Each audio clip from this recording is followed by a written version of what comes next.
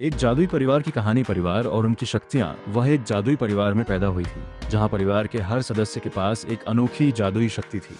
उसकी बड़ी बहन इतनी ताकतवर थी कि वह आसानी से एक पूरा घर उठा सकती थी और गधों को एक हाथ से उठा लेती थी।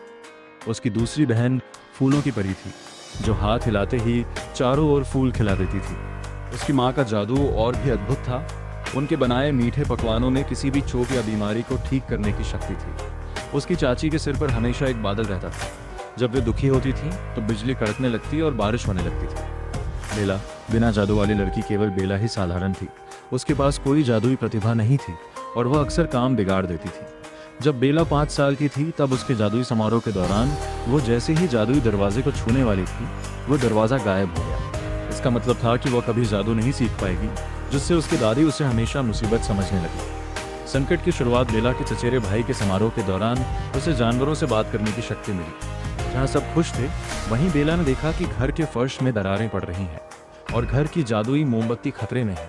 ये मोमबत्ती ही परिवार की शक्ति का स्रोत थी, जिसने सालों पहले डाकुओं से गांव की रक्षा की थी। जब बेला ने सबको इस बारे में बताया तो किसी ने उस पर विश्वास नहीं किया। बेला को पता चला कि उसकी बड़ी बहन की ताकत कम हो रही है।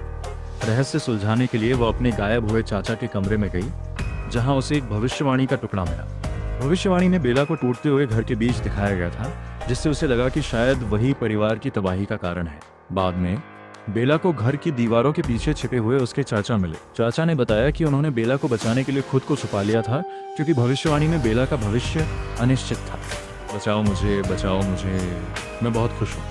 असल में वो रहस्यमय आदमी कोई और नहीं बल्कि सालों से लापता चाचा था। जब बेला को जादू नहीं मिला था तब दादी ने चाचा से भविष्य देखने को कहा था। भविष्यवाणी में घर को टूटते हुए और बेला को बीच में देखा गया था। अपनी भतीजी को बचाने के लिए चाचा ने खुद को घर की दीवारों में छिपा लिया और दरारों को ठीक करते